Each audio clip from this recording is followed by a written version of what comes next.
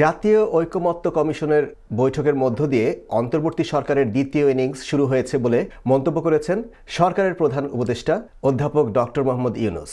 সরকারের এই পথচলায় বাধা সৃষ্টি করতে একটি পক্ষ মার্কিন প্রেসিডেন্ট ডোনাল্ড ট্রাম্পের কাছে গিয়েও সুবিধা করতে পারেনি বলেও এ সময় মন্তব্য করেন তিনি।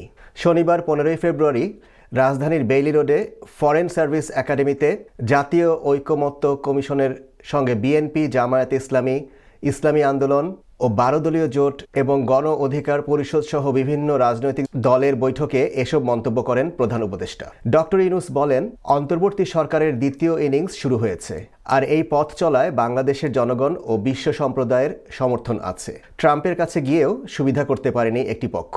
এ সময়ে জাতিসংঘের প্রতি কৃতজ্ঞতা প্রকাশ করে তিনি বলেন, আমরা যে নতুন বাংলাদেশ গড়তে চাচ্ছি তার সঙ্গে পুরো বিশ্ব এবং দেশের মানুষেরা আছেন। আজ একটি মহৎ উদ্যোগ শুরু হলো। আজকের দ্বিতীয় যাত্রার মধ্য দিয়ে আমরা কী রকমের বাংলাদেশ চাই তা নির্ধারিত হবে।